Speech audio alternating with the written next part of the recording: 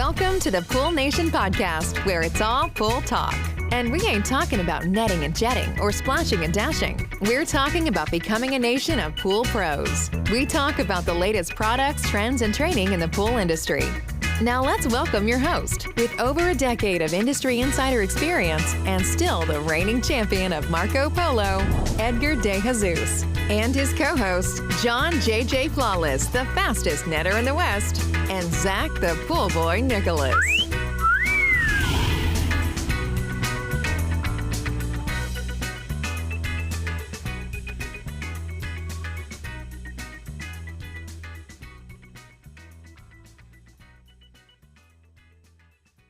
Welcome, everyone, to the Pool Nation Live podcast. I am your host, Edgar De Jesus, and yes, I am the reigning champion of Marco Polo, along with John JJ Flawless, the fastest netter in the West, the famous Zach, the Pool Boy Nicholas, and we're in studio today with the Cannonball King himself, Mr. Spider. Hey, y'all. Today, we're talking to Casey McGovern with Every Child is a Swimmer, and we're talking about water safety and the ripple effect. And she's also Woman Trailblazer of the Year for the Pool Nation Awards at 2023. So we're going to talk about that too. But before we do that, I want to welcome everyone to our live podcast, the podcast where it's all pool talk. And we ain't talking about netting and jetting or splashing and dashing. We're talking about becoming a nation of pool pros. And yes, we will talk about the latest products, trends, and training in the pool industry. Now we need to add safety. But before we do that, I want to thank our visionary partners for this podcast, the Ultimate Pool Tools, the SPPA, Blu-ray XL, Aquastar Pool Products, Natural Chemistry, Raypack, Heritage Pool Supply, and Hayward Pool Products. We want to thank them for their continued support. Mr. Zacharias, deja vu, all over again. It feels like we were on the podcast yesterday, my friend. I know. It wasn't that long ago. And now I'm sitting here wishing I was up there with you guys because it looks like it's a good time. I bet you guys are having a good time. Absolutely. This place is a little different at night. So it's a little bit better at night, my friend. Mr. Flawless, what's going on, brother? I'm doing well. I was enjoying watching you focus on the intro tonight. You haven't done that, and I mean, we used to make fun of you for I think the first 2 years or whatever because you would always botch the intro somehow, some way, right? And then you just magically got it right, and it just flowed out, and you can speak it without looking at the paper or doing anything, right? And then tonight, though, you were like laser focused on it, right? And you were like, I'm going to do this, and it was interesting watching you go through it, but you pulled it off. I'm actually. My brain just isn't processing today as fast as it I know. could. And then I went to go read the intro right before we went live. I said, I better read this. And even Zach was like, bro, I saw what you wrote there. And that was a tongue twister that you wrote there. So then I got into my own head that I was going to botch it. Yeah, but you nailed it, though. You nailed it. No, look, I love doing the podcast at nighttime, right? Because usually you catch me early in the morning, and it's funny because I'm at the very beginning, I'm like really chill and lax. And then by the time we're like, 20% into the podcast, I start to really get revved up and get into it. But just got done with my day today and got home just a little while ago, and excited to get onto this podcast. I really wish I was there in studio with you guys, but obviously I was just there last week, and we got a lot going on this week, so I can't be there. But I'm stoked to talk to Casey. Thank you so much for traveling down to Texas to get on to do this podcast. It's wonderful to see you again. Looking forward to seeing you at the women's event that we're going to have next month. I can't believe it's going to be next month, but today's topic is going to be something that's, a little heart-wrenching, but very important that, we talk about it, and also extremely important. And sometimes we kind of forget about safety and the impact that we have, because it's a lot of times as pool professionals, or just as even as human beings, we sometimes kind of think that things never happen to us, or we don't really look at some of the the ripple effect or the impact of, a small thing that you might do today or that you neglected to look at, because you were busy, because you think, or what are the odds or what are the chances of something happening? And then the unfortunate times when something does happen, and we're kind of dig deep into that a little bit today, and hopefully it's a little bit of an eye opener for all our listeners today, because our jobs are really important, and some of the things we do can carry a great impact, not only on yourself but on the lives of the people that you service, or anybody that comes in contact with that pool. So um, really humbled. When I hear these types of stories, they're it's not something that you like to talk about, but it's very necessary to talk about. And having a champion like yourself, Casey, who went through such a tragic event, to it's easy to sometimes just I don't know, like curl up and or our bodies like to just kind of like forget about it and not talk about it, right? But you became a champion of this, and the work that you've done over the years and the impact you've had on so many other families, and your story is just so inspiring. I'm looking forward to listening to it again. And for those of you that haven't heard it before, you guys are in for quite the story. So stay tuned and pay attention. This is probably one of the most important podcasts, when you really think about the work that we do. So again, thanks again for having us, or thanks again for coming, Casey, and looking forward to chit chat with you today. Hey, everybody, before I pass it over to Casey, we have Leanne in studio today. She is taking the boo mic, John. Boo. I'm just going to practice. She just practice. So we have her in studio as well. I do want to welcome Coastal Cactus, Happy, Aminoas, Pools, Manuel, Mr. Baltasar, what's going on? Todd Pieri, Vibrant Pool Services, what's going on? Stan, 68 Mustangs, what's going on? Mama Flawless, Tomao. A big shout out to you out there. Golden State Pools, Corey, Aqua Heavens, Bravo, Mark, Academy Pools. Big shout out to you guys out there. T-Mac, the Pool Assassin. Everybody stay tuned. Trust me, this is a story that you guys are going to want to listen to. I know that we goof around a lot at the beginning of the podcast, but stay tuned because you're going to want to listen to this. Casey, good evening. Good evening. How are you? I'm doing great. Thank you for having me. We are excited to have you here. I know that we've tried to do the podcast a couple of times.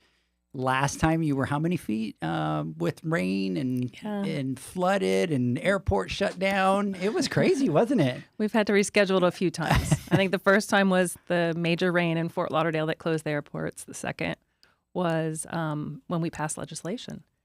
And so here we are, and I'm so excited to be here. Had a lovely dinner with your family, which was incredible. So thank you so much for having me. Thank you. We appreciate it. So, and I truly believe, and we've talked about it a couple of times that, it hasn't worked out, but I think God has a better plan, and that's why that didn't happen before. So He always does. He always does. So, hey, everybody, stay tuned. Trust me, you're going to want to listen to today's episode. Is a special episode. And like John was saying, it's something that a lot of times we don't want to talk about, but it's very important that we start to have that conversation a lot more in our industry. We can no longer bury our heads. So, hey, guys, let's get some housekeeping notes out of the way here really quick. A couple things. Poolman University, we uploaded the new video course for algae. So if you guys want to take that, go download the Poolman University app. You will be able to take the first 3 chapters on there on the algae prevention for Algae Week. We also have the algae cheat sheet, so you could go to poolnation.com, scroll to the bottom of the page, enter your email address. You can download it from there. You can listen to last week's podcast, right, John? And last week's Instagram Live, that was all about algae. And the other thing that we want to talk about is we want to talk about the Women's Summit, which you will be at. I will. I'm looking forward to it. Super excited about that. And that's going to be August 29th and 30th. And so for all of you that are out there, stay tuned. Registration is almost sold out. We're down to 16 spots, and that's it. Oh, my gosh. So we are still, like 7 weeks away? 2 months. Yeah. Right? 7 weeks away. So we got it'll be It'll be sold out for sure. It's sold out every year. Yes. So if you want to register, go register. I'm going to go through the classes that we're going to do there really quick. We are going to have Breaking Boundaries. Alicia's going to share her story of discovery, passion, and making a difference. We will have Leanne teaching driving results through accountability, maintaining company culture, Carrie David with SRS Distribution. We will have emotional intelligence in effective leadership, and that'll be Doreen. We will have a public speaking workshop that Jamie Novak will be doing, balancing career and family strategies for success, and that'll be Sabina Hickman. We do have Breaking Up with Burnout, Tracy Bayer. We have Francine Gonzalez that is going to be coming over and sharing her story in the industry.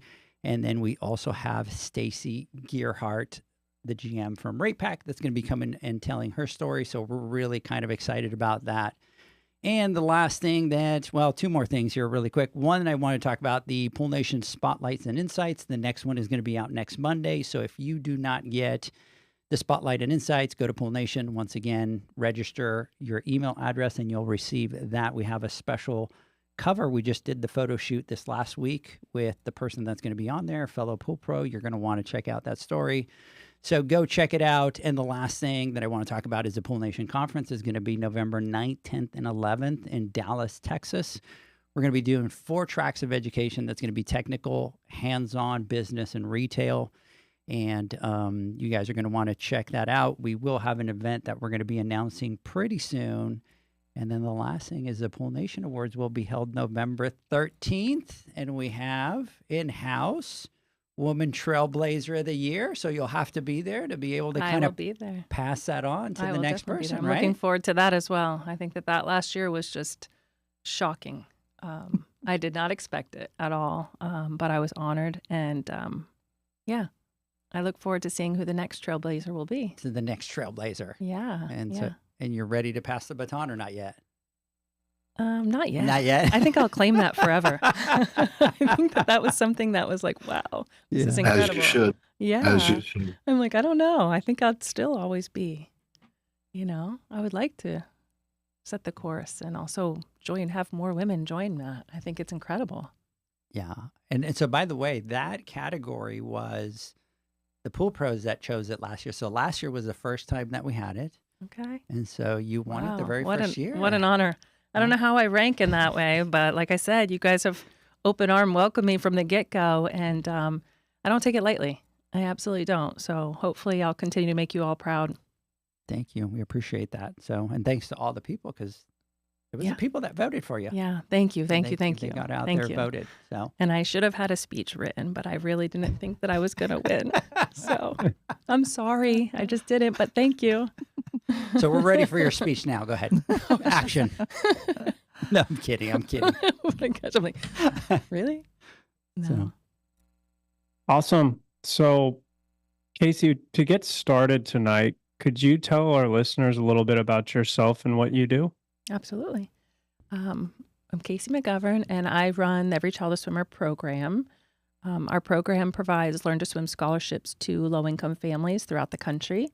We focus on really providing up to 3 months of swim lessons so that the progression is really instilled in each scholarship recipient. We're also working to pass legislation throughout the country to have schools share water safety information with the parents and caregivers so that they're aware and educated on the issue and where to go for Learn to Swim scholarships. So, Casey, I touched a little bit on it at the beginning during my intro, but can you, and I know this is a difficult conversation, but can you share what happened with your daughter? Yeah, of course. I'm a mom also. I'm married. Actually, tomorrow is my 19th wedding anniversary. And I am... Congratulations. Congrats. Thank you very much. Good stuff. But I have had 4 children. And unfortunately, our 3rd child succumbed to a drowning in our backyard pool. And on August 3rd, we just got back from a vacation from Vermont. And so we kind of were just enjoying the last days of summer around the house. And my husband came home unexpectedly from work that afternoon, which kind of threw our day off a little bit. But we made the most of it.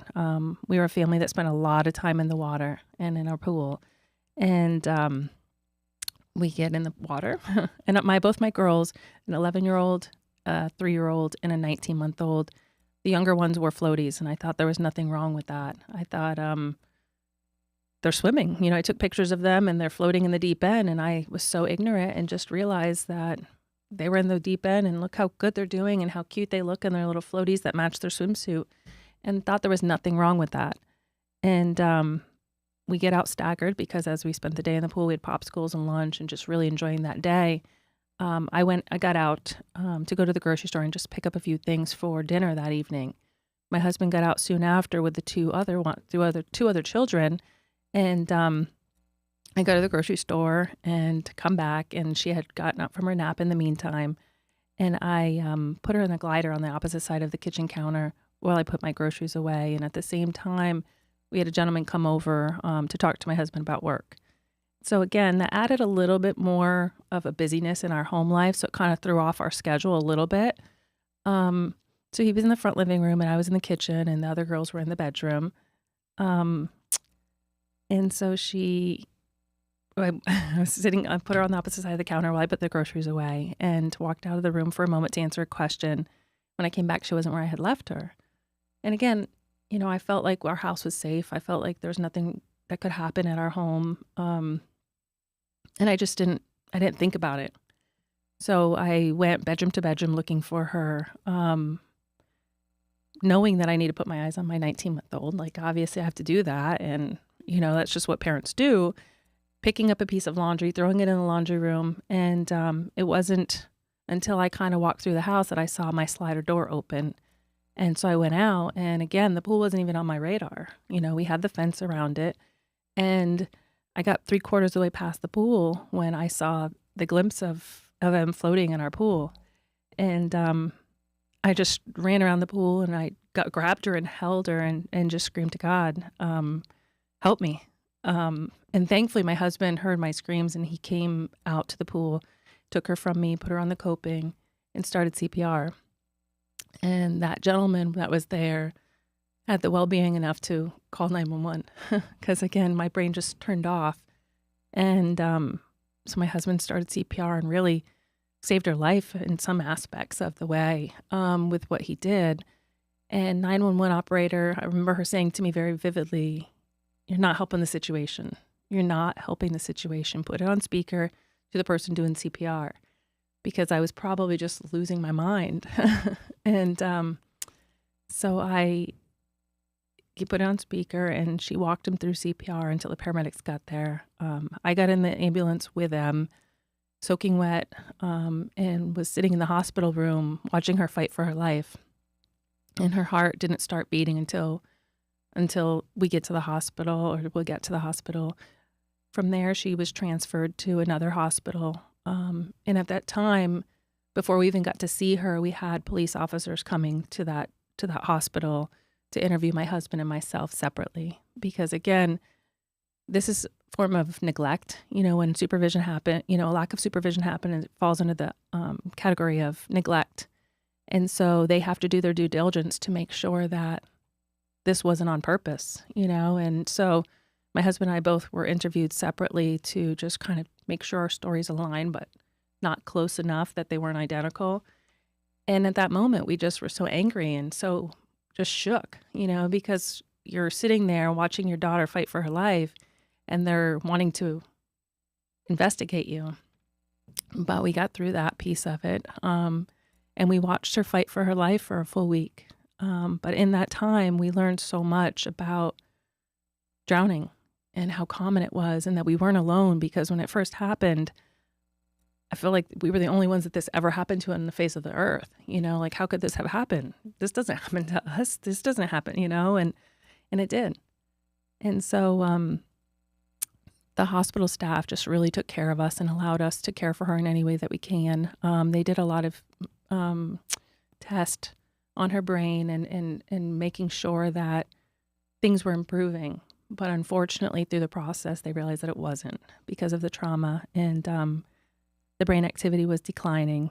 And so we were able to clean her, brush her teeth, and take care of her eyes, and and do little things that really just tried to provide her comfort and us comfort. One of the other things that people don't realize with drowning victims is they're trying to slow the progress of the damage to the brain. And so she's on these ice packs. And as a baby, you know, you just want to comfort them. But yeah, we weren't allowed to touch her that much because the stimulation was also bad for her. So there was all of these different issues that we were dealing with. But we did the best that we could. But 3/4 of the way through the week, my oldest daughter says to my husband, "What are we going to do?" You know, and he says, "We're going to be broken, but we're going to be okay."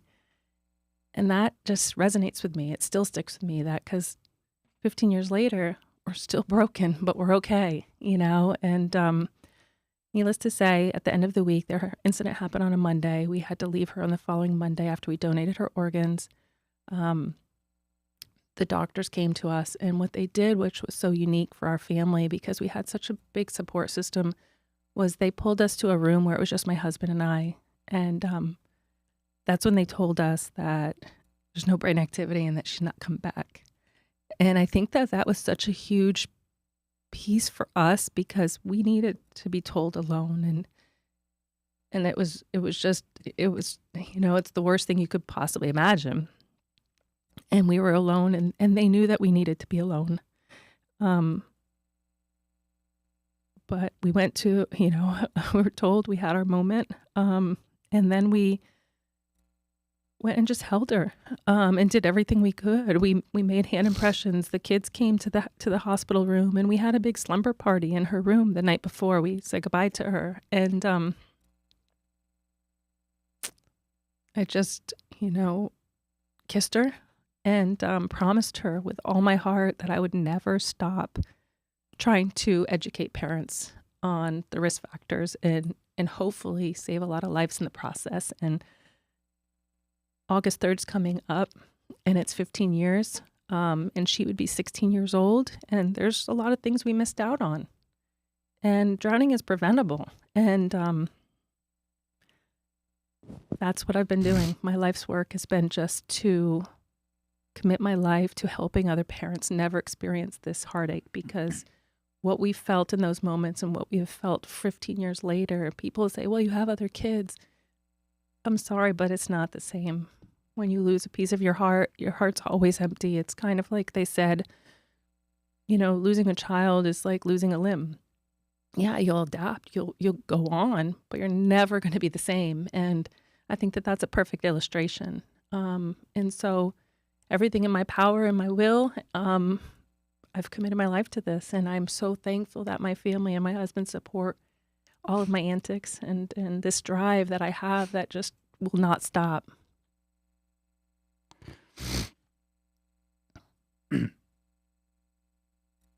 I know it's my turn to ask a question here, but, you know, Casey, and my wife is here today. And, you know, I honestly, I don't know how you do it. We almost lost our daughter. You met her tonight. And I truly believe, and I've told my wife this before, that, you know, if we would have lost our daughter, right, I truly believe that there's things in life that break people. And I truly believe I would have been broken that day. So I don't know how you've been able to do it and do that. How do you get through such a difficult moment like that? How do you overcome that? I don't know. I can't even put it into words because the pain is just so real, and the pain stays. I mean, the pain doesn't, everybody says in time it'll heal. It gets different, if that makes sense. I don't really know. I just feel that our faith got us through a lot. And I think that is definitely one of the pieces, because I remember saying to my husband that she looks like she's just a beautiful sleeping angel. I'm not going to be able to leave her. They're going to have to drug me to make me walk away from her. But I feel like taking one moment at a time, knowing that we can't bring her back, but what we could do is save a lot of kids in the process, drives me. It gives me such a level of just encouragement, passion, and it just fuels me. And I just know that we can make a difference. And I can't bring her back. And it's horrific, when you think about that. One of the questions always is, how many children do you have? I have 4 children. I will never deny that. And even though if it makes somebody uncomfortable because they're like, oh my gosh, so many kids, how old are they? And then I have to explain, I have one of them in heaven. And it opens up a can of worms, but I always feel like that's an opportunity to share and talk about her and educate them, And so, believe me, there was times that I wanted to curl up in the bed, and I did curl up in the bed, but I take one moment at a time, and I know that there's a lot of work to be done. So. Absolutely amazing. Casey, there's something that you've talked about, and that's the ripple effect. Can you talk about that and what it is?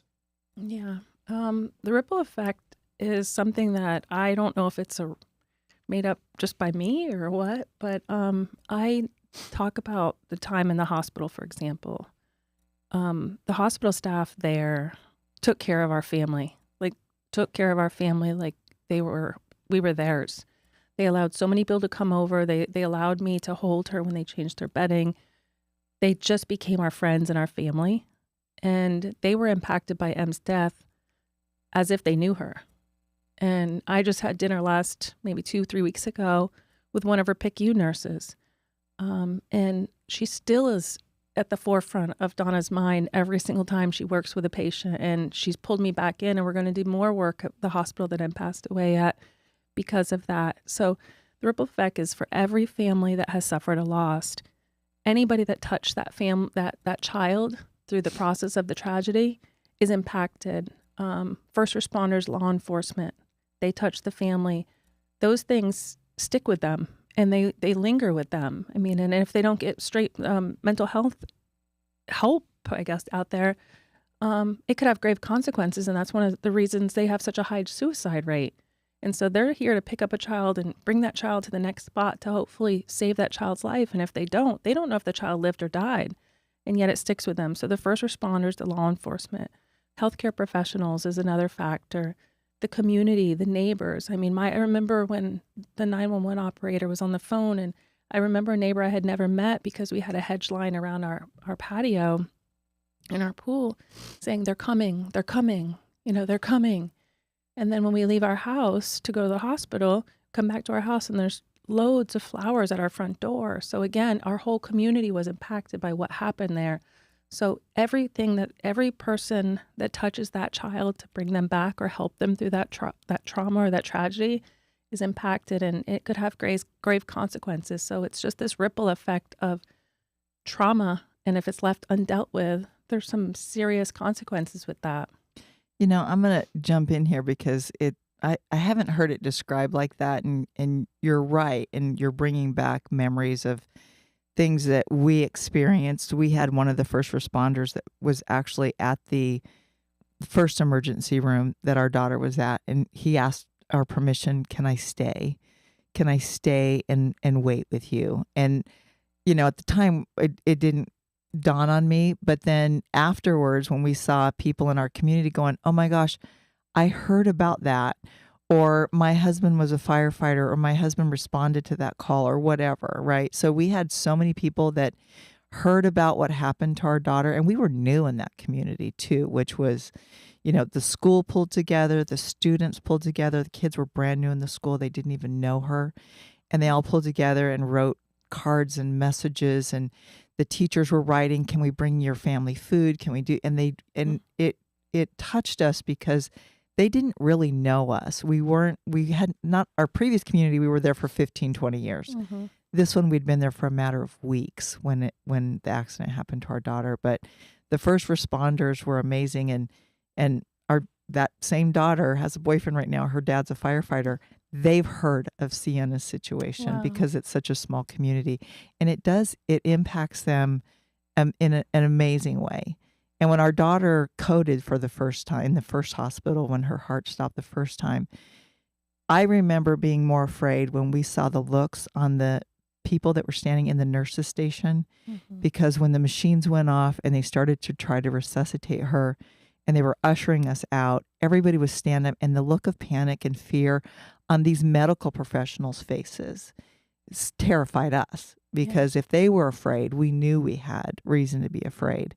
But then later when I thought about it, I thought they cared about her survival just as much as we did. Yeah. And that's why that fear and panic was on their faces. Yeah. And it's amazing when exactly as you said it impacts them so much, and the amazing things that these people do for the people around them that they don't even know is just it's amazing work. They really are, I think, answering and calling, because I don't know that I could do that, because I agree. it's heart-wrenching what they have to do. I met you guys know Eugene. He's been on the podcast and stuff like that. And so I happened to be meeting with Eugene one day, and I explained to him what happened. And believe it or not, he had heard about it because he's involved with the fire department up in Prosper. And he asked me right then and there, he goes, "You have to let me make a phone call." And I'm like, he goes, "I know who the firefighters were. I knew who the paramedics were. And I have to call them and let them know that she's okay. They need to have that closure." And I said, absolutely. He jumped on the phone right then and there on speakerphone and called them and said, "Do you remember the girl in Prosper? And this is the accident that happened." And they were just all excited. And the one thing that he said is they never get closure. And it, like you said, They have to go to the next call. They have to go to the next call. Candace is a huge advocate and one of the first responders in my town as well. And she's done a lot of work to help us. And like she says, every death or every situation like that is a rock in their pocket, and each one brings them down. And she said there's not a road that she doesn't go by in our small town in Coral Springs that she doesn't have a story wrapped around it. And again, like she said, she's lost a lot of brothers, is what she calls them, because of situations like that. And I think the ripple effect is something where we don't really think about it. You just think it happens to the family. But like you said, it doesn't just happen to the family. And one of the nights in the hospital was a unique situation, but I think it was a Wednesday or Thursday, midpoint. She was crashing as well. Her body was just giving up. And there was probably 6 or 8 nurses and doctors around her bed doing everything they possibly could to help her. And which was so unique was my husband and I both kept just like falling asleep through the process. We had the bed in there, but yet I think that the trauma was so much watching what was happening that God was protecting us and just kind of kept putting us to sleep right next to her, because it was just such a weird thing. And even my sister talks about it, that, what happened that night was something that was crazy. But the look on the doctors and the nurses' faces surrounding her bed, trying to keep her alive and doing everything they could to just salvage what they could, if that makes sense. And I know that that's a horrible way to look at it, but they didn't know, they knew what they knew, but they didn't let us know. They were going to do everything in their power until we said enough is enough.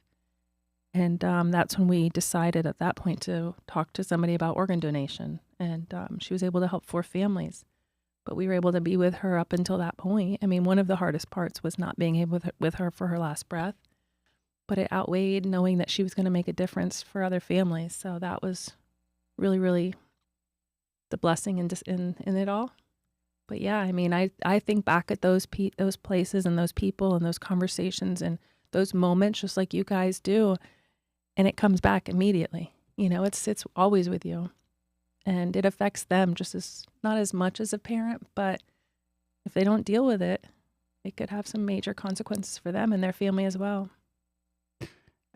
As a family, once you make that decision, how would you say it impacted your kids, right? Because we always kind of tend to think, oh, they're younger, they don't understand, but it's not the case. Just like it was with our daughter.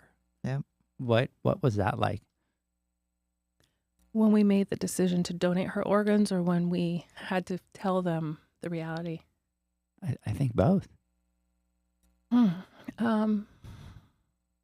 The donating portion was really difficult because we knew we needed something to good come out of this. And my husband and I were both 100% on the same team, and we have been relating to this 100%. And that's one of the biggest blessings, because if we weren't, I don't know, We wanted to donate her organs, but other people thought we should give her the time to either wake up or die on her own and allow us to be selfish and be with her for her last breath. But we couldn't, we had to have something good come from this horrific thing that happened to us. And thankfully, him and I were both on the same page, because a lot of our family was against the organ donation part of it. But they brought us in a room and they explained to us what was going to happen and how it was going to work and everything else. We didn't include our kids in that, in that conversation. And I don't know if that was a good thing or a bad thing. We had an 11-year-old at that time and a 3-year-old. And, I don't know if that was the right decision. I think that I should have given my 11-year-old more ability, more say, but I was in survival mode myself, and I was allowing family to help parent in some capacity, and they thought that was best, and I was in survival mode. So in that case, I don't know. But I do remember sitting outside the PICU with her and Shannon, just the three of us, and not our 3-year-old, our 11-year-old. And that's when she said, "What's going to happen to us?" And he gave the right answer. I didn't. And said, "We're going to be broken, but we're going to be okay. We're still going to be a family." And I think we didn't even tell Taylor until we picked her up after we left M. You don't have a sister anymore. And that's tough. And I think that my girls are doing fantastic. But I still feel like there's after effects that they'll last forever. And we had a son after Emma's death, and we talk about him like she's part of our family to this day. But he doesn't know her. He knows of her. He knows everything that's doing. Knows what mom does for work. But with our girls, I don't know if we handled it right. But we did what we had to do for us to be in survival mode. And I don't know if it was right. We were plugged into our church, which helped us. We had a big support network that helped us. But as far as how we handled that situation, I think we were in survival mode, and we did what we couldn't do. We didn't go home afterwards. We went and moved in with my sister, and I think that helped. We were surrounded with family, which also helped. We got our daughter plugged in, who was 3 years old at that time. We left Em on a Monday, and we had her plugged in for lessons the following week. And so she was swimming a week after her sister's death. And that was, I don't think there's no right way to grieve, and to go through a process like that. I think you just do the best you can. And I've apologized to them since and talk openly. I mean, we're picking weeds a couple months ago, Taylor and I were, and she says, "Do you think Em's death affected me?" And I said, I do. So it's interesting because even, because Edgar mentioned, our kids, they were in the first emergency room with us. And when we got ushered out, when Sienna's heart had stopped, I told Edgar firmly, "Don't tell the kids what's happening. Don't let them see it on your faces. Don't let them know." I didn't want them to know what was going on because we didn't know what they were going to come back and tell us. Right. And they saw it on our face anyway, and we just still resolved to be quiet about it, and we weren't going to say anything. But even to this day, my oldest daughter, especially when she sees an ambulance, she feels it. And she says, "It all comes back to me every time I see an ambulance." And she didn't see the ambulance, but she knows that my daughter's heart stopped the second time in the ambulance. And she knows that, we were rushing from one to another to save Sienna. And she still has this stress afterwards every time she sees an ambulance. Yeah. And it affects them in so many different ways that sometimes they articulate and sometimes they don't. But you're right. We were in survival mode.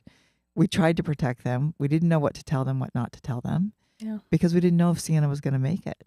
And for them to see her and watch her struggle with just talking normally and being able to process thought, they just looked at us like they didn't know what to do. And we didn't know what to tell them either. So we were just kind of playing the waiting game and kept saying, "Let's wait and see. let's wait and see. Yeah. Let's wait and see. And that's all It we could changes do. them. It does. It really, and it's their own, their own version of the trauma, because, we all had different trauma, and they had a very big level of it as well.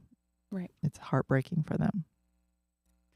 Guys, let's do this. I want to continue the podcast, but let's do this. Let's take a quick word from our sponsors. For everybody that's online and listening, and I know on Instagram there's a lot of you that are still sticking around listening to the story. I know it's a difficult story to listen to, but the next part of this podcast I'm excited to talk about because of your passion, your drive, the promise that you've made to M. And I can tell you this, you're a much greater and much stronger person than I am. And I want to talk about that. So let's do this. Everybody stick around. We'll be right back. You guys need to listen to the other part of this podcast. We'll be right back. The Hyper Pole from Ultimate Pool Tools is a pool care pole designed by pool professionals for pool professionals, featuring precision-crafted carbon fiber and stainless steel construction. Go to ultimatepooltools.com or Instagram at Ultimate Pool Tools. Pool pros have specific needs when it comes to general liability insurance. The SPPA program has you covered. With 3 tailored and customizable general liability options, SPPA makes it easy for pool pros to feel secure. Find out more and get covered at thesppa.com.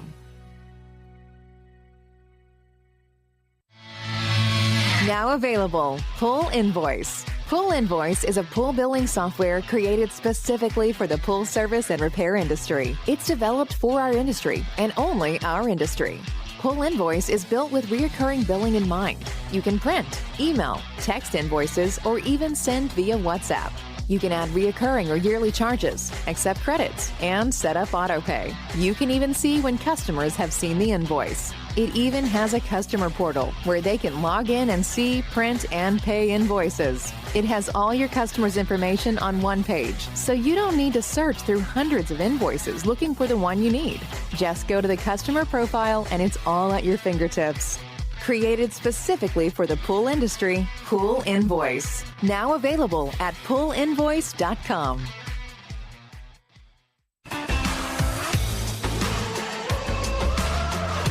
Blu-ray XL is the power of minerals working for you. Reduce your overall chemical costs and labor up to 50% guaranteed.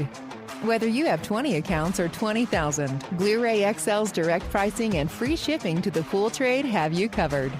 Improving pool professionals' profit and work-life balance is what they do. Blu-ray XL, the real mineral purifier. Visit them at BluRayXL.com. Blu-ray all day. Aquastar's new pipeline cartridge filters, available in 2 sizes, deliver top-notch hydraulic efficiency along with best-in-class filtration performance, approaching that of DE filters. Uniquely designed, open pleat spacing means 100% of the media square footage is usable. And these claims are backed by NSF test results. Designed with the pro's time and comfort in mind, the patented double locking system improves safety and ease of access, making filter cleaners faster than ever before. Available now. Ask your supplier for pipeline filters today. Natural Chemistry, a leader in specialty water care solutions for over 30 years, is proud to provide products that make pool service easier than ever before. Its unique enzyme formulations in Pro Series Pro Blend improve efficiency of your pool program while reducing frequency of filter cleaning and scum lines. Natural Chemistry is also well known for its wide variety of phosphate removal solutions that include a non-clouding formula in Phos-Free and extremely high-range removal with Pro Series Phos Remove or Phos-Free Max. Save time, save money, save work with Pro Series products.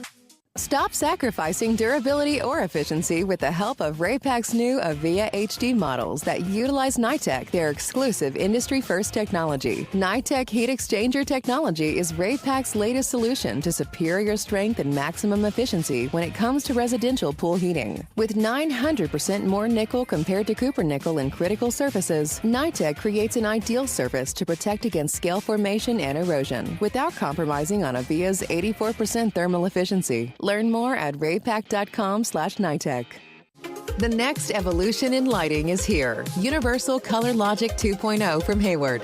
The latest in pool and spa lighting was designed with you in mind, making installation a breeze. Upgrades include a detachable cord and first-of-a-kind adjustable lower catch to overcome variations in plaster thickness. As always, Universal Color Logic lights retrofit into virtually any in-ground pool or spa while delivering industry-leading, vibrant color. Visit Hayward.com to discover more. Welcome back, everybody, to the Pool Nation Live podcast. We are in studio with Casey McGovern today. I do want to give a big shout out to everybody that's sticking around. I was just telling on the break, Casey, that I was worried. It's a tough story. And I think a lot of people, as they start to hear those difficult situations, they kind of drop off, and everybody's been sticking around. Everybody's been listening. So I want to give a couple of shout outs here. I want to Miller's Pool Care. Justin, big shout out to you. Omar, Nicole, Alicia, Hall, thanks for joining us. Carrie, Zachary, Spartan Pools, Great American Pool Service, SR91. Luna Design, let's see here, Werner, Blue Flamingo Pool Service, the Alpha West, Mr. Jared Schwab, what's going on? Marinos Pools, Las Vegas, 360 Exteriors, KP Wright, and then T-Mac. What an amazing woman to carry on for her daughter and all other families. Love her. Our hearts go out to you and every family that has gone through similar situations. Next one, true trailblazer, only God, excellent way you go. Amazing podcast. So proud of you, Casey. Excellent way to express yourself and try to help others. Love you so much. And then awesome job, boss lady. So one of your girls must be listening. Thank you, Nicole. Passionate, and it is NICN. So it's got to be Nicole. So big shout out to Nicole. Thank you, Nicole. So and Nicole's new to the team, right? And she's going to be at the Women's Summit. Yeah. She's also going to be at the awards. At the All awards. There we right. go. Yeah, All right. yeah. So she's got to come Teamwork. and hang. She's got to come and hang out with us Next over time here. for sure. So, Mr. Moore, what's going on? Good evening. Thank you, Sunny Swim out here. Thanks for joining. Passionate, strong, and dedicated, focused, determined, caring, motivated, faithful, loving, selfless woman. Wow. That's awesome. That's big shoes to fill, I guess. Yes. I don't know if I And feel. then I have one more that I want to say here. Proud of my amazing wife. Oh, I love you, Shannon. Oh, there's Shannon. Wait, let's give him a shout out. I A couldn't couple do words. I couldn't do it without him.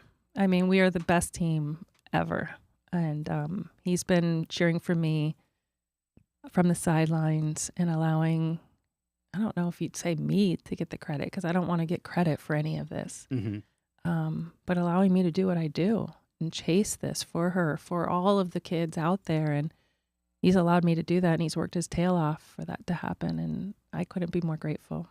It says a lot for both of you. I'm just going to say this because so many couples go through tragedy that breaks them apart. Yeah. So to be able to go through that kind of tragedy and get closer and stay together as a family, it says a lot about both of you. So congratulations. And again, to you and your faith. Yeah. Yeah. Thank you. I appreciate that. And, yeah, I don't know how he's always been behind the scenes doing it, cheering me on. Cause yeah, I know I'm crazy. I can't help it. I'm obsessed.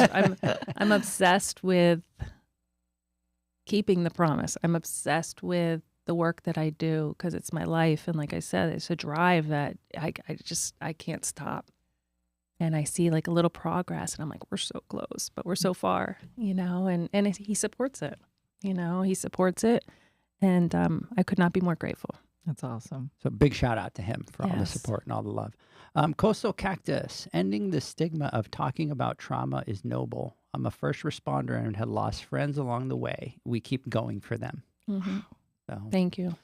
a lot of great stuff online here today. Callie Pools, big shout out to you out there. And, let's continue the conversation. Mr. John. Yeah, wow. Right. Um, Casey, thank you again for sharing the story. I know you've probably shared it 1,000 times, and I can't even imagine that it gets easier. So, really, really appreciate you doing that. Can we talk a little bit about the layers of protection that are important when it comes down to drowning prevention? Absolutely. We always talk about layers of protection, and I have different opinions on it. I definitely think that when you have young children in the home, they have to be in place. They have to be tall, like, I don't know, they have to be put into place because, for example, if our situation, if we had a door chime on our door, if we were educated, supervision's the key at all times. But as we know, when we're in the home and in my situation or in our situation, I was putting groceries away. So I was preoccupied. Although she was in my eyesight, I walked away from a moment. I came back. She wasn't there. So supervision's the key. The next step is door chimes. And again, door chimes on any door leading outside, because as we know, toddlers are very spontaneous and quick and unpredictable.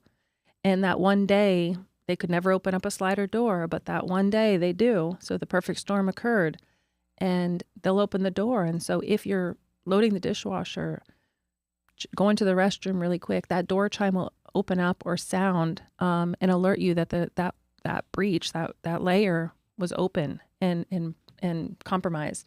And so you know to go out that door. And if that's breached, then you know you have a pool fence to protect you and, again, buy you time. It's not anything to rely on or depend on, but what it's doing is just buying you a little bit more time so that if you are occupied and using the restroom or talking to your husband, answering the question, it allows you to have that time to get to them in that time. So fencing and all else fails, have them learn to swim. And then if worst case scenario, make sure you know CPR.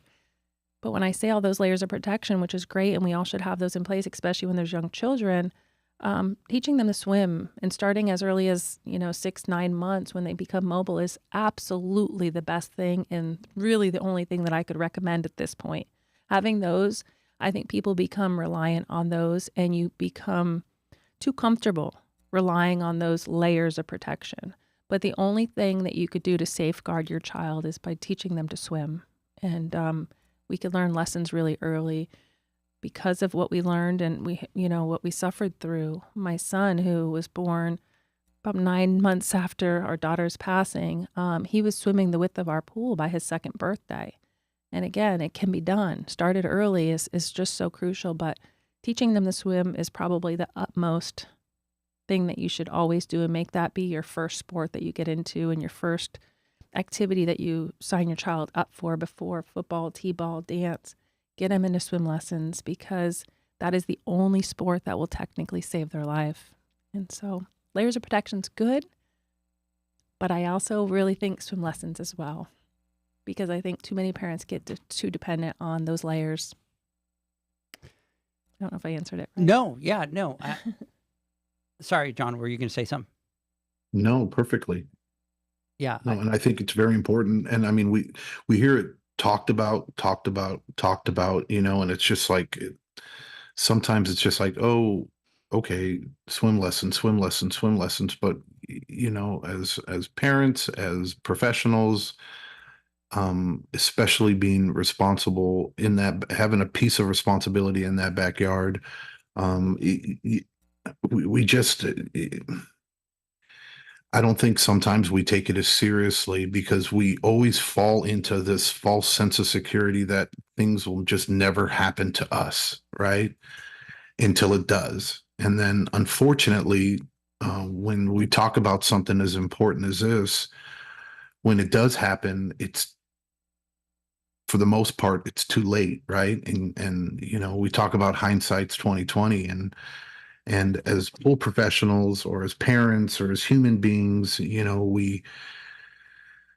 it's like we sometimes think of these things, or we set our priorities. We don't get our priorities right, and we don't truly realize what our priorities are until it is too late, and a simple thing like teaching your child how to swim, or spending that time with them, to do it yourself, just so you can show them, right? Or putting on these extra layers of protection that sometimes we think are a nuisance because it's just a pain in the butt. I just flash back to all the home inspections that are done when homes are being sold, especially out here in California. And we get the real estate agent or home, or the potential buyer, or a new homeowner that comes in and says all these things came up, and and they want me to put a buoy in here, or I got to put, or something about a fence or door chimes and stuff. And to all the opportunities I had back in the day, to be able to really put my foot down and say, hey, look, these things are very important, right? Instead of figuring out ways we can just do what we need to do to get by, right? Or, we have to do these two things that are minimum, and not taking the time to share and have a conversation with them so that hopefully you can impact them so that they can realize the importance behind them, right? And not look at them as if, it's just another, law or red tape that went by, or something, that we have to spend money on or do, that's just going to interrupt, my fun time in the pool or whatever, and it's just, again, for all of us that are listening, all the pool pros out there, please take notice to these things that we're talking about here, and how important these little things are, that Casey's talking about, and all the other things that we can do as pool professionals in that backyard to add that layer of prevention. But more importantly, speak to our clients, because a lot of times it's because these things aren't being done just because they're just ignorant of them. They just don't know until they know. Right. And it's our job to know these things and to do something about them, right? Because we're the professionals in the backyard. And, yes, no, we're not police when we're there in a residential area, but you do have the ability to choose whether or not to service pools like that, or to educate your clients about the importance of these safety features and children drowning in pools. So to answer your question, yes, absolutely. That was exactly what we were looking for. And thank you for sharing that. Hey, I do want to jump in. And so I have my favorite, John, Alex from Cali Pool. Cali Pool's out in your area. He starts off his conversation with, I have an idea. And then he goes, Edgar, I have an idea. And you know what happens to me when I get that, right? So, Mr. Alex, I am with you 100%. So I asked him what his idea is, and he said, can we create a pamphlet for pool safety? Us pool guys can show it to the homeowners when picking up service. I love it. Like, I think that's the most important thing, or my biggest ask is to have those conversations. I think that you don't realize a 2, 3, 4 minute conversation with a new client, or even a existing client, what it would mean. Whether they have grandkids visiting their home, they see young kids next door playing in the yard next door. They don't think they have to think about it, but they don't realize that kids are drawn to water, whether it's their backyard pool or the neighbor's backyard pool. They don't care. So having a conversation is absolutely the best thing that you could do with any one of your clients, or even neighbors or friends, to talk about the issue and encourage layers of protection and to get them into swim lessons. So having a pamphlet to be able to leave behind and have them have some sort of a call to action would be absolutely helpful. And I think that's brilliant. And here's what I love about it, John Zach, is that he's talking about it the perfect way, because we had the conversation about the pamphlet. But what I love about what Alex is saying is, when you're picking up service, do I have the pamphlet at that moment to be able to have the conversation? Because you talked about it. Having a pamphlet is a great thing. But what's more important is the conversation. Because some may read it and some may not read it.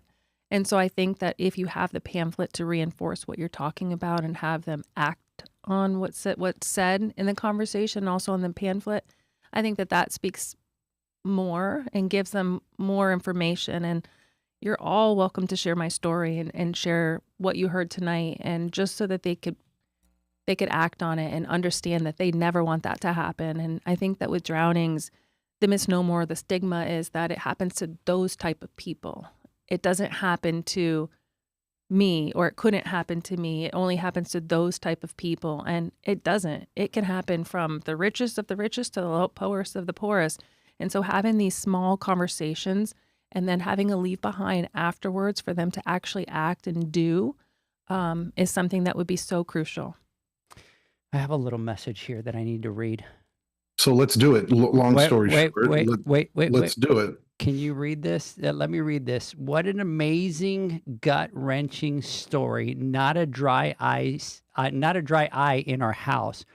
We would love to be part of perpetuating Casey and her family's mission.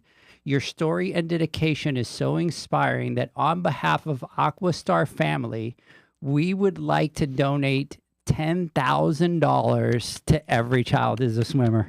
Nice. Thank you. Thank you. Boys. I'm not That's very good at Yeah. math, but let's divide that and see how many kids are able to learn how to swim. That's So- We'll just call it girl Amazing. math. It's all good. No Yeah. problem. Are Thank you. Are you freaking kidding me? Awesome. That's huge. Thank you. Mr. Love you guys over Mr. there. Todd at Pieri. Aquastar, thank you. Todd, I truly want to thank you. I mean, Todd has been, such a supporter of us and everything that we do, but for him to jump on here on the live It's amazing. and donate $10,000 from the Aquastar family to you guys is just absolutely amazing. Thank you so much, Todd. Thank you from the bottom of my heart. Thank you. And this is just the beginning. So, Mr. Pieri, thank you so much. We really, really, really appreciate that. So, Yeah, thank you. so I have over here, hell yeah, what an impact it'll make. And then you got people, wow, that's awesome. Go Aquastar. Let's see here. And then coming back, and then we've got thank you Aquastar. I'm shocked. It's what I am a little bit. I wasn't It's a lot of expecting that money. one. That's a lot of money. It's a lot of money. It's a lot It's of a money. big commitment. It's a big commitment, but we won't let you down. We are very good stewards with every dollar that is entrusted to us. So thank you so much. Thank you so much, Mr. Pieri. We really, really appreciate that. So coming back to what Alex was saying, and I think it's great with regards to obviously the conversation, right? And that the conversation needs to happen. And so I think there's a lot of ideas that we start to run, right? And right off the bat, I'm starting to think, how can we get you into the studio? How can we do a video to be able to educate the pool pros on how to have that conversation, right? To be able to get some tips, some tools to be able to have those. But what I loved about specifically what Alex is saying is that's the perfect time to have the conversation. You're picking up an account. That's the perfect, because they're listening to you at that stage, right? Maybe if you're going to them when you're servicing a pool and you're kind of catching them and they're busy and they're wanting to leave and they're wanting, but a pool pro to walk in through the door, quote service, have the conversation, and then at that point say, hey, can I have a conversation with you about safety? You have their full attention. Right. I think that what I want to bring up as a disclaimer in essence with this is when I first lost Em and I started working at the Department of Health, I wanted to work with the pool industry. That was one thing that I knew. You guys are taking care of these things that are claiming the lives of so many children. And it was such a taboo topic when I first started the conversation and started getting into that and working with a lot of the professionals. And they didn't want to even touch the topic of drowning prevention or water safety. But I think that I encourage you to, because you're being proactive. You're not going to be reactive after the fact. And God forbid anything happened at one of the pools that you service or build. So having these conversations in a proactive way by saying, have a door chime, get some pool fencing in place, check the water first, no CPR. And most importantly, get your children swimming because that is the only sport that will save their life. But do it in a proactive way. In some cases, I think that sharing a story like ours will help them kind of relate to it in some capacity, because if not, they might not put it as a high priority. But I feel that having that conversation is the first step. And don't get discouraged if you feel like it's a taboo topic and they're not going to want to work with you because you're going to talk about something that could possibly hurt their child or claim the life of their child, but do it in a proactive way. Yeah, no, I absolutely agree. Casey, your strength is unmatched.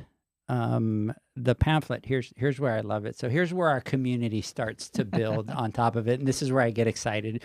So everybody listening, I just absolutely love you guys. And people are starting to throw out ideas of things that we could do. And this is what gets me excited. Laminate the pamphlet and punch a hole in it into a wristband so that the watcher has it. Yeah. For the water watchers, for sure. The water watchers, right? Yes. Just absolutely, absolutely love it. I think it's important, and I like what you were talking about with maybe some videos on educating pool pros how to approach the topic and, some of the things to talk about. Because I think, like with anything that we deal with, if we can build the confidence in what we're talking about, then it just becomes that much more easy and that much more natural to discuss with our homeowners. Because I think the reality is a lot of times if we do approach something regarding safety in the backyard, we're met, not all the time, but a lot of time, with a little bit of pushback because, like John mentioned, it maybe cuts into the fun aspect of the backyard or things like that. So I really love the idea of kind of creating tools for us pool pros to be able to have in our back pocket to support having that that conversation with potential new clients and existing clients. So Zach, question for you. If we did a training video with Casey, would you have all your guys go through it? Absolutely. I mean, and you just touched on something completely that I wasn't thinking about. I mean, how amazing would that be to educate our team on these things so that they're then have all the confidence, not only the customer, but the people that we're employing and putting in backyards. And then being able to, obviously, as you're doing the same thing, you're taking on accounts, you're able to have this conversation. Think about the credibility that that's going to give to a pool pro, right? Sure, let's talk about all the fun. Let's talk about all the great things, but let's also talk a little bit about the safety, right? Let's talk about and there's no better time to be able to have that. Our boy Alex is on fire over here, brother. You're on fire, and you know what? I love it. So maybe safety videos we can forward to our homeowners. I like that too. I think that's really huge. Do you have anything in your guys' toolkit? I know that you guys probably have a lot of these things together, which we can get together and figure out. Right. So we don't. Yeah, we could even just, I have longer versions probably, and I have some videos, but I think that to cater it to a specific industry and also service industry, a builder, what they could do, I think would be huge. I know at dinner we talked about, for the pool pros out there, do you incorporate when you hire your staff, do you ask them if they know how to swim? But do you really know if they know how to swim? Because again, they could be out there in the backyard and lose their footing, and if they don't know how to swim, that could possibly be a drowning, or swimming to fix a filter at the bottom or something like that, or a drain. I mean, that could be another hazard. So asking your staff if they know how to swim in the hiring process, again, it's having that conversation to bring it up, and then hopefully in turn create more awareness with them and more passion on the topic to talk about it. Yeah. Laura is on here, an amazing legacy for M. Thank you, Pool Nation Podcast, Aquastar, and everybody supporting Every Child is a Swimmer. So yeah, I think that we need to do something. And I think we will do something. No, we will do something. We will do something. Yeah. I had a feeling that John wasn't going to sit very quiet very much. By the way, just to let you know, John's been very passionate about this and very kind of pushing Pool Nation in the direction that we need to do something. And there's been a couple of times that we're going to have you on, and before we had you on, he was kind of like, Edgar, we need to make this happen now. So thank you so much for it. I really do appreciate it, because I think it's just, even if tonight impacts one person to kind of change the way they do something and it saves one life, I think that we did our work, right? Oh, you've done that, and I'm going to talk a little bit on my final thoughts about this, because my mind has just been going nonstop. And I mean, I raise my hand here. I've been impacted tremendously and we've been going through, we focus a lot on safety as a company, and but in my mind, I know there's more we can do, right? And there's things that we're going to implement and things that we're going to be doing, but I'm going to be talking about that a little bit later. But to answer your question, you absolutely have impacted. I mean, you've impacted me tremendously, and I know everybody who's listening here, or anybody with the heartbeat, obviously feels the sorrow and the pain that you've been through, and each and every one of us knows we can do better. So yeah, absolutely. And Alex, what you were talking about, a pamphlet, I think that's a wonderful thing, brother. That's just a small piece of what we can do. We can definitely put something together, throw it up on the app, on the Pullman University app, and have it as like a little reminder, or a little sheet that we can print out and we can give out to our customers when we're turning over terms of services, or when we're talking and doing that in-person consultation. I think that's a wonderful idea, and I don't know why we haven't already done that. So And we can- thank you for that. Yeah, We can add some of those things to the terms of service, right? We could Sure. talk about those key safety things, and if they're not done, right, like we won't Yeah. start service. Would it be hard to throw something in our area and invite parents with young children and show them safety among other things? No. Oh my gosh, no. I mean, So- I recommend that you contact me at casey@everychildaswimmer.org, and we can schedule a call, and I could teach you how to do it if you're not in my area, or if we make a plan, I can come out and visit and help you orchestrate it. Oh, that would be absolutely amazing. So, Alex, let's connect. I have Alex's number. We'll give him a call.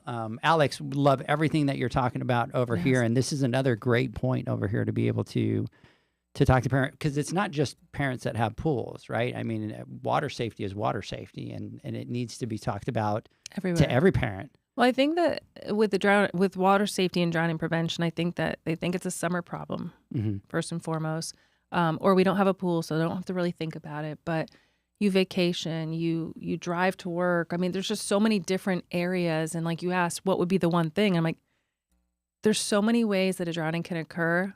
It's just we have a lot of work to do, is all I have to say, because it's not just one size fits all. There's vehicle entrapment, there's long breath holding, there's bathtub safety, there's so many different. But for your industry, for the pool industry specifically, having those conversations and encouraging your families that you serve and work with to invest in swim lessons and layers of protection, you don't know how much that will mean to them. Just having that conversation and letting them know you heard the story, and this was just a regular family that thought that they were doing everything right, and she was 19 months of age, and she could have been swimming, and now meeting with every single person that I've met with that have also suffered the loss of a child, you know how much money we would have spent or have done to be able to turn this around? And a fence is ugly, or it's cosmetically this, or we don't have the funds to get swim lessons, but we're going to go out to dinner every week. It's just, it needs to be a priority. It's 100% preventable, and it's attainable. Yeah. Alex is saying this really has me wanting to do better. Good. That's all. Then today served its purpose for that then. Yes. Thank you. That is absolutely awesome. So before we jump into the next question, and Zach has a question he wanted to ask you here, but one of the things, which, gentlemen, that I learned tonight at dinner, and so it affects pool pros, and you were talking about drowning by holding your breath, and specifically things that can affect us as pool pros, right? So if you do have somebody that's going in, whether it's changing, a pool light, and they have to go, right? Normally pool lights, you can get to the top, but sometimes you can't. Sometimes you got to get down. Or you're changing a drain cover. Can you talk about that a little bit? Because I think it's very important for companies that have employees to be very aware of this, because I didn't even know that it was a thing. Yeah, it's long breath holding, and there's a medical terminology, but in essence, it's long breath holding and going under the water, and you eventually hyperventilate. And so going down, going up, going down, going up, you'll eventually hyperventilate and faint. And if there's nobody there to respond or help you, you'll faint under the water and unfortunately drown because of that. And so fixing the light or fixing the drain or fixing something on your own and having your staff go out there and do something like that, there should always be a water watcher. There should always be like a buddy, to be able to help monitor the situation so that something like that doesn't happen. And if you don't know about the long breath holding, I would definitely encourage you to do that. Even with your kids that are swimmers, if you guys have swimmers and you feel like they're swimmers, they're okay, encourage them not to play games that can, do the long breath holding games, because if there's not somebody actively supervising those children in the water, then an incident like this can happen. And again, it's so senseless because all they were doing was playing a game that we all have done. But again, tragedies happen and they just sink to the bottom because they faint, and we lose a life because of it. So if you have staff that is going out there doing a job like that, that would entail them having to hold their breath for long periods of time or going down to fix something, have somebody else join them on those calls. I think you've made an impact tonight.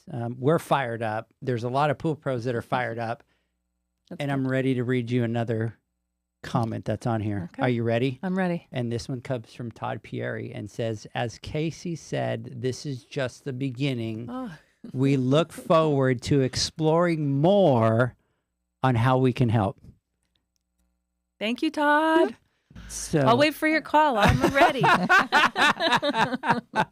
Mr. you. Pieri, I absolutely love that. Mr. Yeah. Pieri, how can we make that happen? Mr.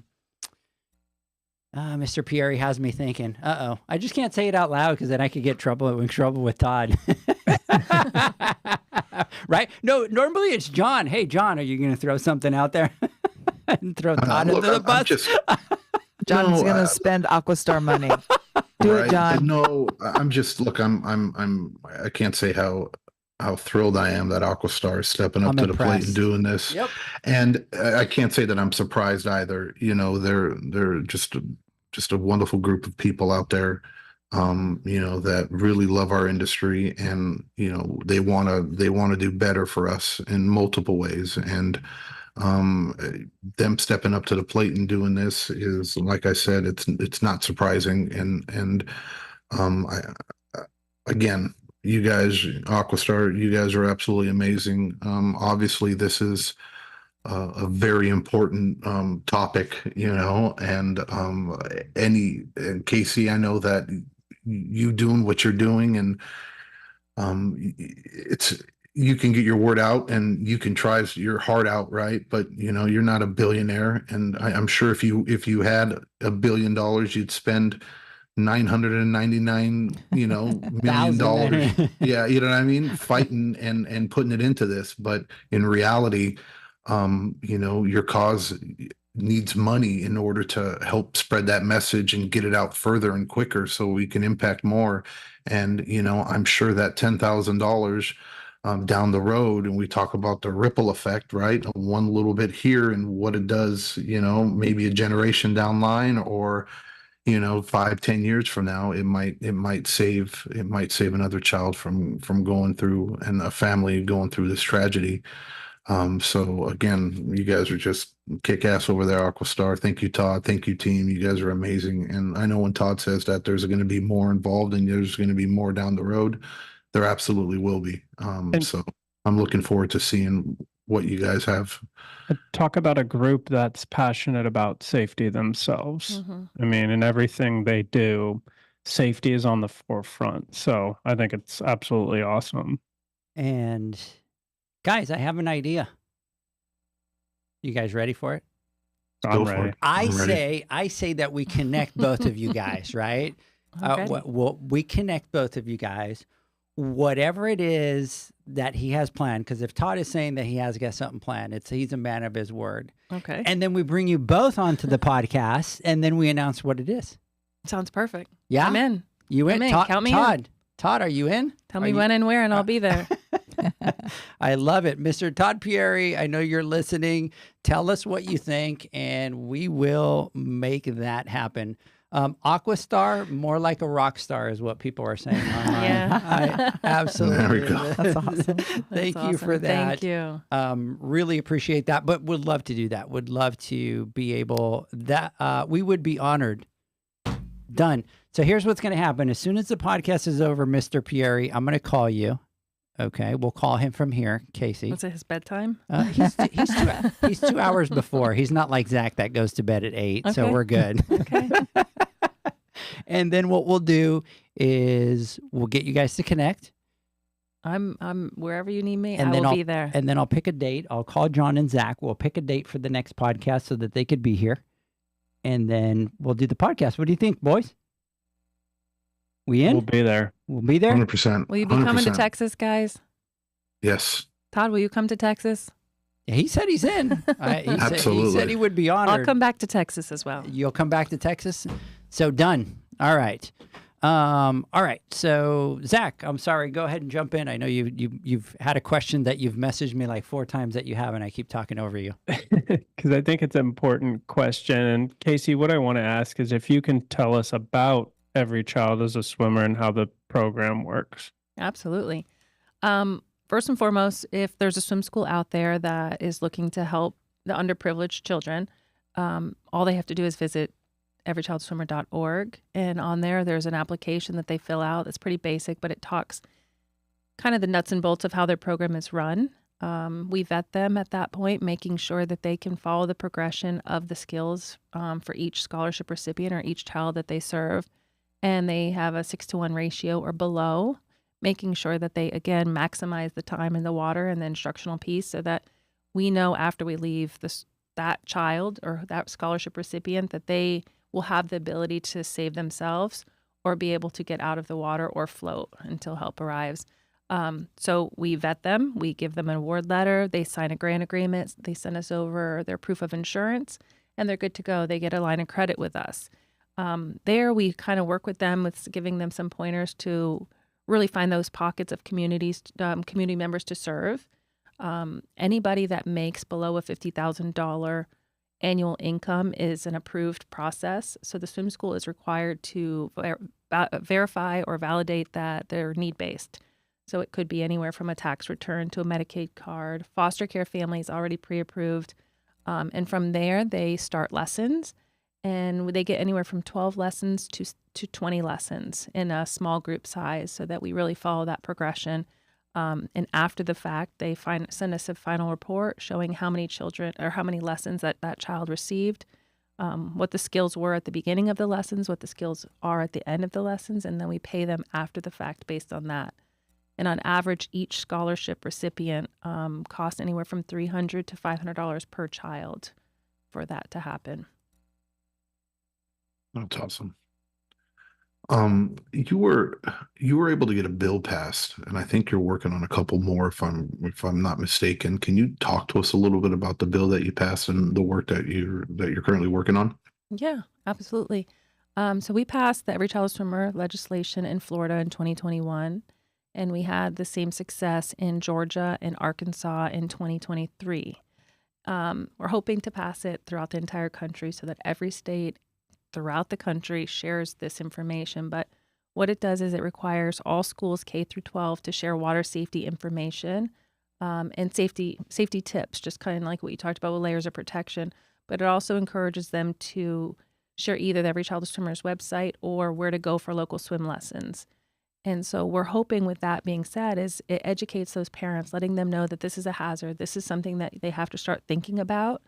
And then where to go for swim lessons. And if they can't afford it, then we're there to help them with a scholarship. And my thought or my goal or my wish would be, just like we talk about fire safety in the month of October, and everybody is ingrained with stop, drop, and roll. Everybody talks about, the fire caps coming home and talking about having fire extinguishers in meeting places. Nobody talks about water safety throughout the schools or anywhere else, nowhere. And yet they continue to take cruises and go on vacation near the water. And again, never thinking about swim lessons, never talking about beach safety, never talking about rip currents. We need water safety to be ingrained in the schools as part of just kind of the education and the talking points to share it. And it's the biggest net. So that's kind of what we do with the legislation is it's mandating that all schools K through 12 share water safety information and where to go for local swim lessons. I'm going to jump back over here to all my messages because my messages over here are going absolutely bonkers over here. Let's go. Love it for Aquastar. Thank you, Aquastar. Everyone loves it. Sounds like my wife's never coming home. That's my husband. He's still paying attention. Shannon, you want to move to Texas? Yes. These are some of the reasons I joined the best team in the industry. That is Omar from Aquastar. Everything is bigger in Texas. Yes. Love all the traction this podcast is creating. Alex is on fire. And so we're going to call Alex. Okay. We're going to, Alex, listen to me. We're going to call you and we're going to figure something out with Casey. And you know what? You're close to John. So John, will you let me and Zach come over and sleep at your house one time, and then we'll be able to kind of go do an event down there, or do we have to go Airbnb? Absolutely. No, absolutely. Come on. John's going to be like, I don't need 2 more kids in the house. So Alex is saying we have an awesome aquatic center. Maybe we do something there. Okay. So Alex, let's make it happen. Make it happen, for Let's sure. Absolutely make it happen. And to our boy Todd at Aquastar, I was typing on here. We're very honored, Todd, to be able to partner with you guys. You know, you align so well with our passions, and you guys are just absolutely top notch. So we're absolutely honored to be able to kind of partner with you guys, and this is why we love partnering with them so much. So anyways, big shout out there to everybody. Okay, next question. Ready? I don't know. I want you to know, by the way, we've been talking almost for 2 hours already. Oh, Isn't that crazy? yeah. Does it feel, how long? It doesn't feel like it at all. It feels like 15 minutes maybe have gone by. Yeah. She's like, well, maybe not 15, but 20. No, it's been fun. It has been a lot of fun and less nerve-wracking than the Pool Nation Awards. Right? So here's what we're going to do. Zach and John, what we're going to do is at the end, we throw final words for John and Zach. We'll go final words for you guys, and then we'll throw her a curveball and tell her to tell her speech from the awards. Oh. No? Right. Not ready for that? Yeah. No. I don't think anybody wants to hear that again. All right. So if I was to ask you, what is the main goal, the one thing that every child is a swimmer for you guys is so important, what would that be? What would be that number one key thing that's important to you guys? What our name says is to make every child a swimmer. I want to be able to provide quality programming to all children. And I think that that's the most important piece. I want people that may not have the means, may not have the ability to be able to go to the local, I'm not going to say any type of swim school because I don't want to show preference, but going to the most high level programming out there to be able to say, I can learn how to swim here too, you know, and just make every child a swimmer. And I believe together with the collaborations, even just from tonight, I think we could do that. But I think that we all have to work collectively and have a louder voice so that the message is being heard and received, and parents are acting because it can. And I think that that's the piece that I also want parents to think is not that won't happen to me, but yeah, this can happen to me and this is what I'm going to do about it. And I think that that's the most important piece is check the water first. We are going to make every child a swimmer. I mean, that is a fact of the matter that we will do this. And I may be, I don't know how old, but on my deathbed, and I'm going to look back or when I get to heaven and be like, wow, we did that. And it's not me. That's why, like, when people put those comments, it makes me, got to say, a little uncomfortable because I couldn't do this alone. You know, I have a support system. I have the whole entire team. And I am honored, like beyond honored, to be chosen to run the Every Child a Swimmer program. And I do not take a moment of that for granted or a moment of it. You know, I feel that God put me in this place, and I'm going to do everything in my power to make a change and save a lot of lives through the process. And, you know, I hope that when I look back, and, you know, at this time, we'll do that. And I can't do it alone. Just like you said, I don't have an army of people. I don't have all this money, but I believe that together we can make a difference, and we will make a difference. I want to ask Casey, and you can tell from some of the listeners tonight, and there are a lot of people that want to help make that difference. And there's a lot of people that maybe haven't heard the message yet or haven't thought much about it. But just from hearing your story, hearing about the program tonight, there's people that are coming up with ideas on how they can participate and be involved. I want to ask, how can people do that? How can they get involved? Well, Edgar, John, and Zach can get a hold of me if that's the easiest way to do it, by messaging them and letting them share my contact information. But what I really also like to do is schedule Zoom calls if I can't get to you in person. And I'd be more than happy. On my signature on my emails, I have now a Google Calendar, which schedules 30-minute blocks. And I would love to have the conversation with you and learn what your needs are and how I can help you and really cater whatever it may be to your specific industry or your specific need. I don't think sending an email or giving you a list of action items is worth it. I think having a conversation is so much better, and allowing us to kind of talk it out and figure out what the best solution is for you. But if not, you're welcome to visit everychildaswimmer.org, and the contact portion of it goes directly to me. So that would be also just as easy. Absolutely. Yeah, you can book directly through the website, is it, for yours? How did they get to your calendar? They have to get an email from me. Oh, I don't okay. have it on there at this point. Okay. So if they contact me, I could send you the calendar, Mhm. and then you could schedule your own time block at that point. So just go through the website, the contact, it'll go directly to And you. then I'll respond and just say, hey, thanks so much. I appreciate you. Let's schedule Let's a call, and connect. here's my calendar. Absolutely. So anybody that wants to do that, I recommend that you do that. And again, Casey's absolutely awesome. She'll jump on a Zoom call, which is the best way to kind of connect and talk Yeah. to people. So, hey guys, let's do this. Let's take a word from our sponsors. When we come back, we're going to get Zach's final thoughts. We're going to get John's final thoughts, and we're going to get Casey's speech from the Pool Nation Awards. We'll be right back. That's so The Hyper Pole from Ultimate Pool Tools is a pool care pole designed by pool professionals for pool professionals, featuring precision-crafted carbon fiber and stainless steel construction. Go to ultimatepooltools.com or Instagram at Ultimate Pool Tools. Pool pros have specific needs when it comes to general liability insurance. The SPPA program has you covered. With 3 tailored and customizable general liability options, SPPA makes it easy for pool pros to feel secure. Find out more and get covered at thesppa.com. Now available, Pool Invoice. Pool Invoice is a pool billing software created specifically for the pool service and repair industry. It's developed for our industry and only our industry. Pool Invoice is built with recurring billing in mind. You can print, email, text invoices, or even send via WhatsApp. You can add reoccurring or yearly charges, accept credits, and set up autopay. You can even see when customers have seen the invoice. It even has a customer portal where they can log in and see, print, and pay invoices. It has all your customers' information on one page, so you don't need to search through hundreds of invoices looking for the one you need. Just go to the customer profile and it's all at your fingertips. Created specifically for the pool industry, Pool Invoice. Now available at poolinvoice.com.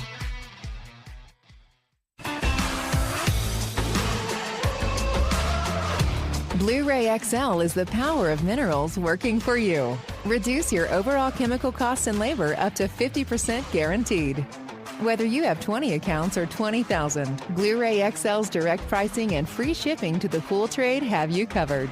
Improving pool professionals' profit and work-life balance is what they do. Blu-ray XL, the real mineral purifier. Visit them at BluRayXL.com. Blu-ray all day. Aquastar's new pipeline cartridge filters, available in 2 sizes, deliver top-notch hydraulic efficiency along with best-in-class filtration performance, approaching that of DE filters. Uniquely designed, open pleat spacing means 100% of the media square footage is usable. And these claims are backed by NSF test results. Designed with the pro's time and comfort in mind, the patented double locking system improves safety and ease of access, making filter cleaners faster than ever before. Available now. Ask your supplier for pipeline filters today.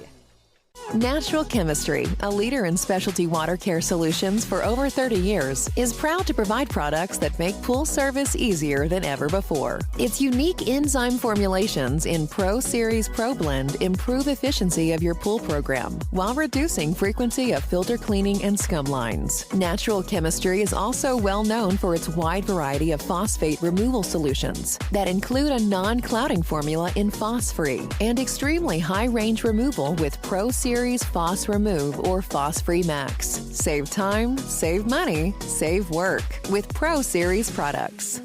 Stop sacrificing durability or efficiency with the help of Raypak's new Avia HD models that utilize NITEC, their exclusive industry-first technology. NITEC heat exchanger technology is Raypak's latest solution to superior strength and maximum efficiency when it comes to residential pool heating. With 900% more nickel compared to copper nickel in critical surfaces, NITEC creates an ideal surface to protect against scale formation and erosion without compromising on Avia's 84% thermal efficiency. Learn more at raypak.com/NITEC. The next evolution in lighting is here. Universal Color Logic 2.0 from Hayward. The latest in pool and spa lighting was designed with you in mind, making installation a breeze. Upgrades include a detachable cord and first-of-a-kind adjustable lower catch to overcome variations in plaster thickness. As always, Universal Color Logic lights retrofit into virtually any in-ground pool or spa while delivering industry-leading, vibrant color. Visit hayward.com to discover more. Welcome back, everybody, to the Pool Nation Live podcast. We are speaking to Casey McGovern, and I just want everybody to know that I love my wife very, very much. I love you too. Because during the break, she corrected me. So It's my job. I guess my take it spell very check, seriously. Zach, I guess my spell check wasn't working properly. So I have been saying every child is a swimmer, which is incorrect. And so who else, Zach, to kind of correct me and go, just to let you know you're doing that wrong. So how is it, Leanne? It's every child a swimmer. And I want to make sure of that because if everybody looks up Casey on the website, I don't want them typing in is a swimmer. It's every child a swimmer. I appreciate that. I'm here to help. I appreciate that. This is the boo couch. I should- I didn't boo you. Boo. I didn't boo you. I Janie. just jumped in to help. It was a silent boo. Janie, where are you? That's funny. Janie, you left me hanging here. I didn't need John in the studio. I needed Janie in the studio. One wife they're interchangeable, Edgar. She's not going to let you off easy either. That's true. You That's know, true. Janie. That's true. John's sitting there going, yeah, my wife's not going to help you either. Like, we're just going to. That's true. And before you get to final thoughts, because it's not my podcast, but I'm here to help you run it. We did have the pleasure of having dinner with Casey and the girls, and it was so nice to sit there and there were several different conversations going on around the table. One piece of the conversation that really impacted me, because we want everybody to have a call to action. We want this, we want Casey's story and story of the, loss of her beautiful child to really impact people to take a call to action. And one thing, and Casey, I'm going to throw it over to you and I'm going to botch it up, but you made a comparison to, if we were to just leave a loaded gun on the table, to some of the action that parents could take to prevent drowning. And I thought, oh my gosh, nobody in their right mind would leave a loaded gun on a table. But yet there's these things that can kill our child that we don't pay attention to. Right. They should be as obvious as a loaded gun. So can you kind of share what we talked about at dinner? Because you're going to do it way better than I could. Because I think it's impactful. I don't know if I'll do it better, but I will try. Yeah, I mean, there's just so many facets when I start talking about water safety and drowning prevention and things that I start thinking about throughout the conversations and the education components that we can incorporate. And when I talk to parents, a lot of times I say we would never, ever leave a loaded gun on our coffee table.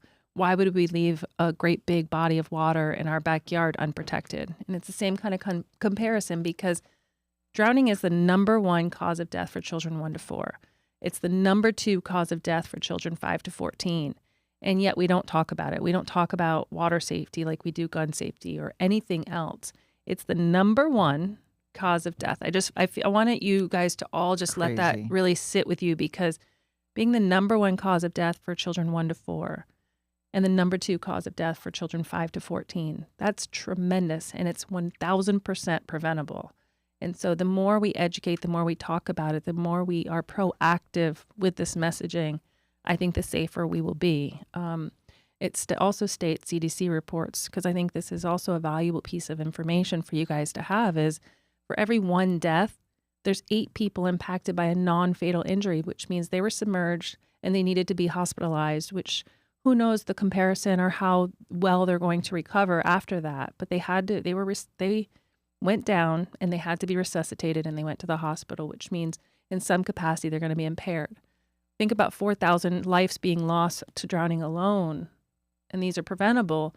When we multiply that with the non-fatals, it becomes a much, much, much larger number. And again, we're all leaving these pools in our backyard, not having the conversations, not talking about safety, not talking about layers of protection, not teaching our children to swim, because it only happens to them, not to me. And so I feel that it's really important for all of us to work together and really be proactive. And it's not downing the beautiful pool in our backyard. I mean, I have one. I never thought I would afterwards, but I have one in our backyard and we enjoy it immensely. But respect it and be proactive. And look at it like that loaded gun on the table. That just hit me. So Yeah. thank you for sharing that. I appreciate it. Of course. I do want to read one more thing before I send it over to Zach for final thoughts, because John and I always love these parts when parents come in to support their people that are on the podcast. And so Casey is my daughter, and she just amazes me every day with the morals of sticking with her thoughts and actions since she passed away. That's, like I said, I have an amazing support system. When Em passed, they rallied behind us, and our immediate family and our church family were the legs and feet for us when we couldn't walk. And I'll never, ever forget it, and never repay them for it either. Absolutely. So big shout out to Dad for Yes. that. Absolutely. Mr. Zacharias, final thoughts. Yeah. I like to think I'm kind of safety minded, and I kind of have a reputation of being maybe a little overboard or paranoid. I don't really know, but You should as see we- you should see Leanne cracking up over here at the studio. Right. That tells you right there. But as we were going through this, my mind has been going 100 miles an hour, and I've been taking a lot of notes. And just like the loaded gun, I mean, something you said that really stood out to me was we talk about fire safety so much. And I mean, I've got extinguishers, I've got ladders, and all my smoke detectors are, up batteries and placed in the right spots. And you rarely hear about water safety. I mean, and like you talked about riptides, you go to the beach, you might see a posting, but I'm sitting there looking at this posting going, I don't really understand what a riptide is, if I were to get caught in one.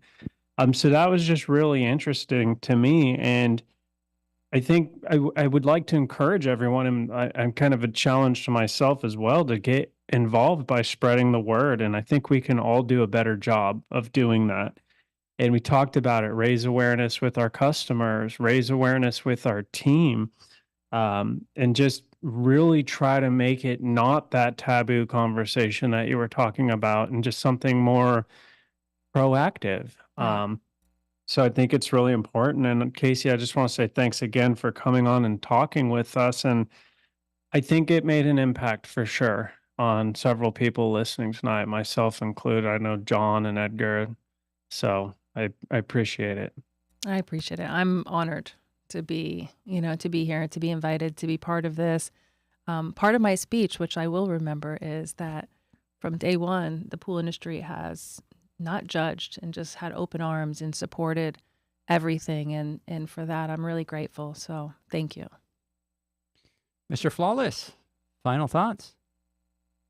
Oh boy. I'm full of so many different emotions right now. It's really hard to put into words. And I've heard Casey, I've heard your story multiple times, and every time it's impacted me. But for some reason tonight, I don't know what it is or what it was, or I don't know. I really don't. But something really snapped or something really clicked inside of me today.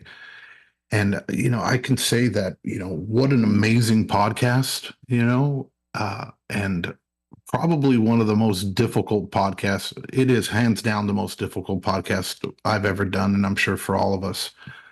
And at the same time, I'm thinking, I go, damn, how selfish am I to even feel bad, right? Because as a parent, right, I've I've been blessed into where I've never had to go through the trauma that you've gone through. And Edgar and Leanne, the same exact thing. I've heard the story with Sienna, and sometimes these things just really don't click. But then sometimes I don't know what it is, but sometimes it just kind of hits you. And I think it's kind of like with grieving sometimes as well. When you lose somebody, and you just you don't necessarily feel it, or you haven't grieved yet, or it hasn't really hit you yet. But tonight you really, really impacted me personally. And in turn, I know that you've impacted many, many more people in the future, because as I sit and I think and I go, well, I'm like, almost like I feel like I'm not qualified, right, to be here or to talk to you about these types of things, or to go through these types of trauma that you've been through. But on the flip side, I look at it and I go, well, I'm in a position, and I know we're all in a position, everybody here listening, we're in a position to actually do something, right? And to make an impact. And it's like, shame on us, right?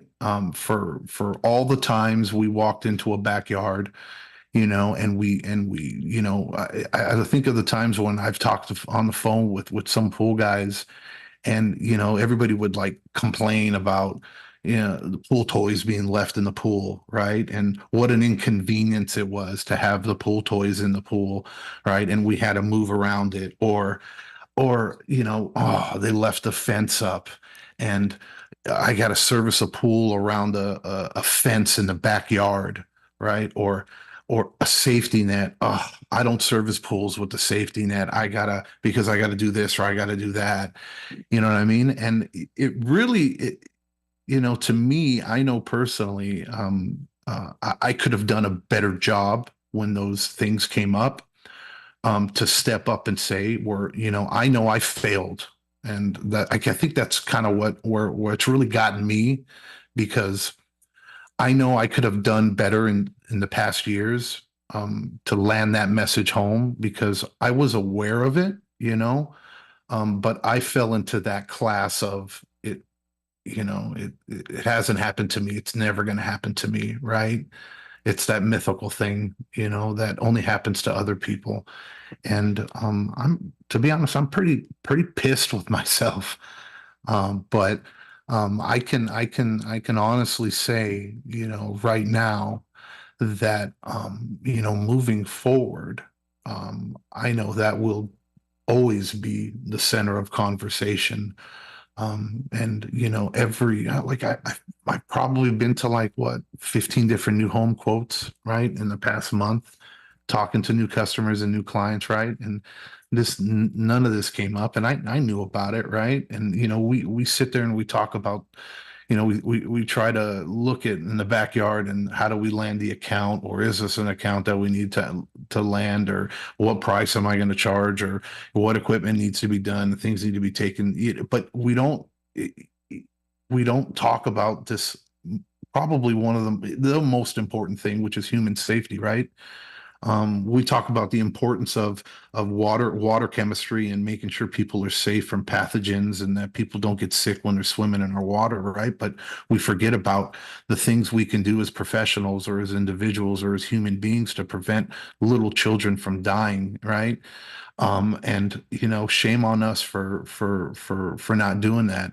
But now's the time, right, for us to, and hopefully everybody that's listening to this podcast, they take this seriously, or they have that epiphany, or they have that wake up call and say, hey, look, when as pool professionals in the backyard, when we go there, it's not our job, it's our duty, right, to inform and to educate people the importance of water safety. And next time you walk back there and you see a fence around a pool, or you see a home that has children, or you see somebody who's never had a pool before, and you take that time to start talking to them about the things that they take in place that you can put into place to help prevent these things from happening. Next time you walk into a backyard and you don't remember if you left the gate open or closed, right? Go back, check, double check, triple check, make sure that gate's closed. It was just really humbling.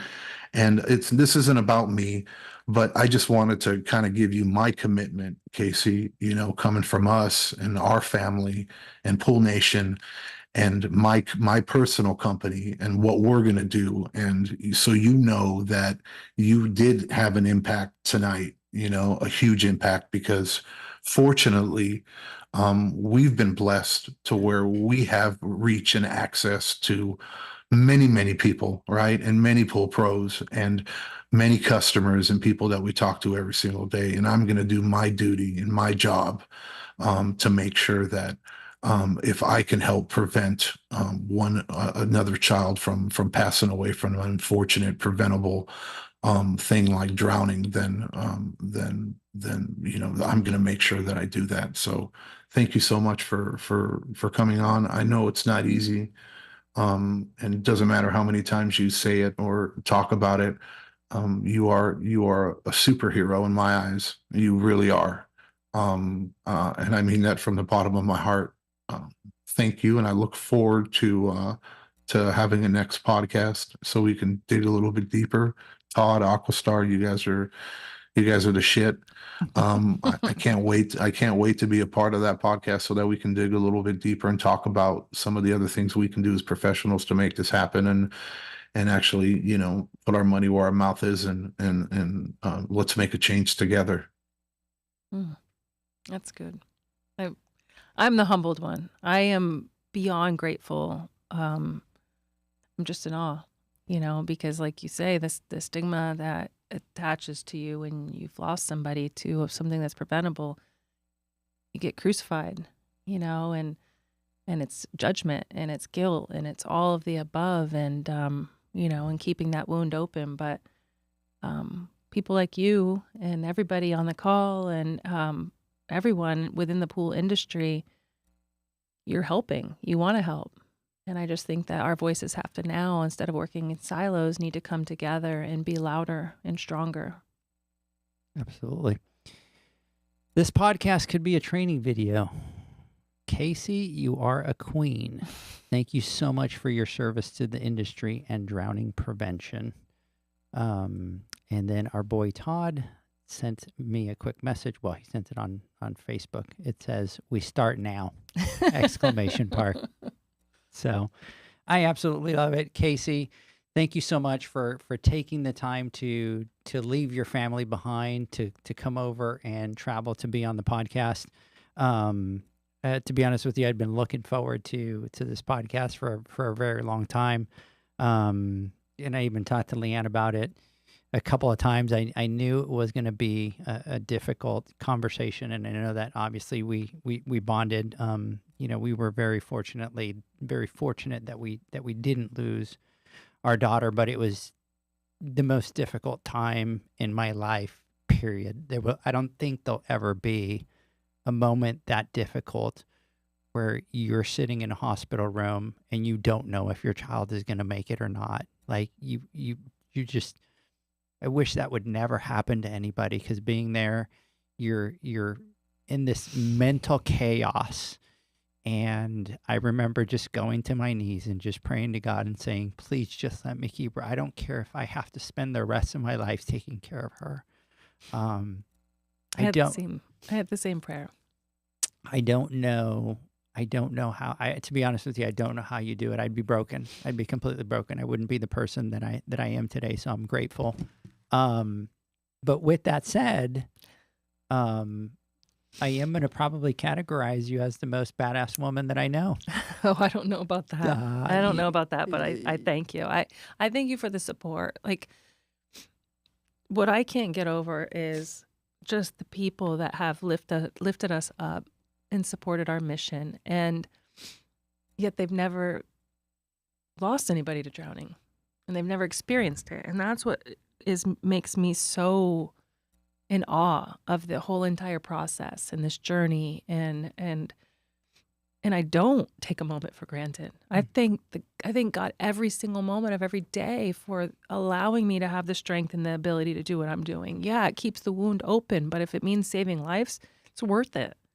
It's worth it. And, you know, watching your child fight for their life, yeah. I mean, right from that was when I first started with Every Child a Swimmer. We had our conversation, and I don't wish it upon anybody. And that's why I'm trying so hard to scream from my introverted way this message. And I'm the one that's honored. I'm the one that's blessed. I'm the one that's thankful for this journey and the support. Absolutely. Well, thank you so much for joining us. We really appreciate it. Todd, if you're still listening, the phone call's coming probably within the next 3 minutes, right? Yeah, I'm here. Like I said, I'm ready. So the call is coming, and here's what's going to happen is at that point, whenever we schedule that call, the time is going to start ticking because we have a whole bunch of ideas. John, Zach, we talked about the videos. We talked about all that. You have our word that by the time that you guys come next onto the podcast, we'll have everything set and ready so that we could shoot those videos. We could get those videos up on the Poolman University. We could push to everybody.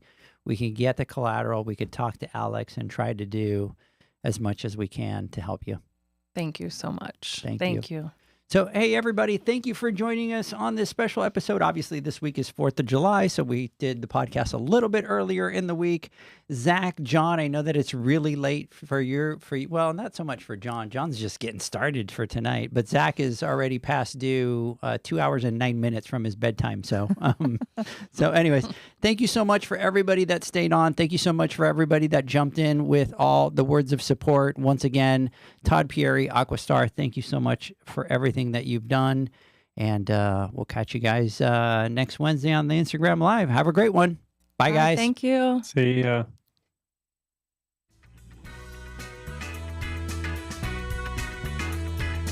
Thanks for listening to the Pool Nation podcast, a member of the Pool Nation family. You can listen to us live every Friday here at 9 a.m. Pacific, 11 a.m. Central, and 12 noon Eastern Standard Time. You can find us at Pool Nation or PoolNationPodcast.com, on Facebook, or on Instagram at Pool.Nation. And to find more info about Pool Invoice, the billing software built specifically for the pool industry, go to PoolInvoice.com. Before you go, this is what the pool industry has been waiting for. PoolmanUniversity.com. It's the first platform dedicated to learning the swimming pool service and repair industry. A pool service community where you can connect and find videos on business, service, water chemistry, and repairs. See you there at PoolmanUniversity.com.